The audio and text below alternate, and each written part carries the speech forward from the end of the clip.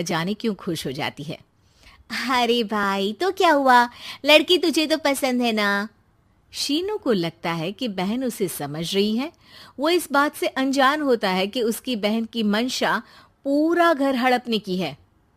सृष्टि अपनी माँ से कहती है, मम्मी, मुझे तो बहुत चिंता है। पता है शीनू क्या कर रहा है? अरे क्या कर रहा है, वो तो काम पर जाता है और वापस घर आता है। नहीं ना माँ, वो यही तो नहीं कर रहा, बाकी सब कर रहा है। आपको पता है, उससे प्यार है, और वो भी एक शादीशुदा लड़की से। ये क्या हो गया, मैं सोसाइटी में क्या मुंह दिखाऊंगी।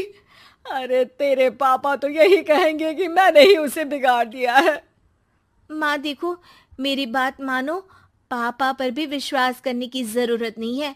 अब आप ही बताओ, पापा इतनी देर घर के बाहर रहते हैं क्यों, बोलो। अरे बेटा, वो तो नौकरी करते हैं ना। तू बहुत भोली है माँ। पापा का ऑफिस तो 7 बजे खत्म हो जाता है, लेकिन देखो कितनी देर से आते हैं। अरे नहीं नहीं बेटा, ऐसी कोई बात नहीं है। सृष्टि माँ को एक औरत से बात करते पिता की फोटो दिखाती है। देखो माँ, कैसे हैं पापा। मैं ना कहती थी कि पापा सही नहीं है। मैं तेरे पापा से बात करूंगी, दे फोटो मुझे। ओ ओ माँ, वो तो डिलीट हो गई। लेकिन चल, तूने तो देख लिया ना। पापा से बाद में बात कर लेना, और हाँ, मेरा नाम बिल्कुल मत लेना, हाँ माँ। अब क्या था, सृष्टि के माँ और पिता के बीच झगड़ा होना शुरू हो जाता है। सृष्टि के मन में क्या चल रहा था कोई नहीं जानता था। एक दिन, माँ, सृष्टि के लिए एक लड़का देखा है, वो लोग शाम को उसे देखने आने वाले हैं। और हाँ माँ, एक खुशखबरी, मैं और पापा मिलकर एक नया बिजनेस ट्राई कर रहे हैं। शाम को लड़का आता है, सांवले रंग का। सृष्टि को तो बिल्कुल भी पसंद नहीं आता।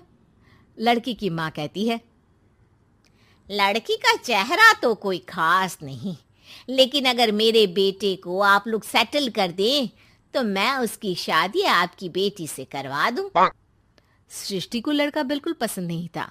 उसे भाई पर गुस्सा आ जाता है। लड़के वालों के जाने के बाद कहती है, माँ देखा, शीनू मेरे लिए कैसा लड़का लेकर आया, न दिखाने लायक न सुनने लायक, सेटल भी नहीं, वो भी हम करे।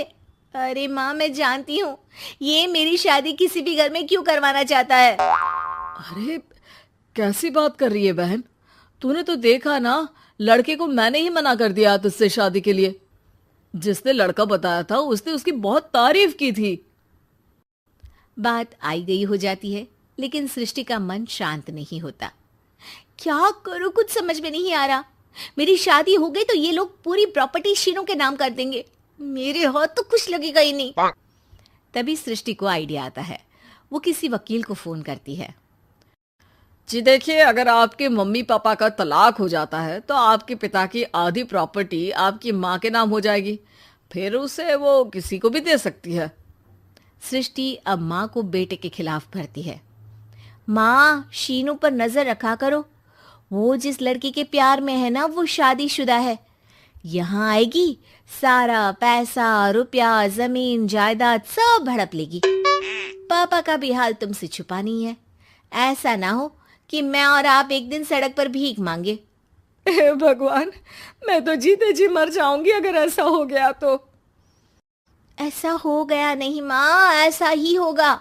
अभी समय है, आगे का सोच लो। मैं तो कहती हूँ पापा से आधी प्रॉपर्टी लेकर अलग हो जाओ। पापा की आधी प्रॉपर्टी भी हम लोगों को अगर मिल जाती है ना, तो अगले 7 जन्म सफल समझो। बेचारी माँ बेटी के कहने पर पति से तलाक लेकर अलग हो जाती है। सृष्टि अब पैसों से गाड़ी और अपने दूसरे महंगे शौक पूरे करने लगी। उसके दोस्त भी उसके पैसे इस्तेमाल करते। सृष्टि, कल तुम कहाँ थी? मैं सारा दिन घर पर अकेली थी। तो मैं क्या करूं? मैंने ठेका तो नहीं लिया है ना तुम्हें संभालने का। माँ को सृष्टि से ये उम्मीद नहीं थी। वो बैठकर रोने लगती है। वहीं उसका पति यानी कि सृष्टि के पिता आ जाते हैं। मैं जानता था कि तुम्हारा यही हाल होगा, तो आपने मुझे रोका क्यों नहीं?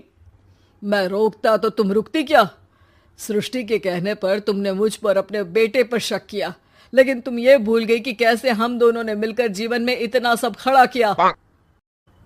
माँ पति के गले लग जाती है। मुझे माफ कर दीजिए, मैंने आपकी कमाई का एक बड़ा हिस्सा गवा दिया।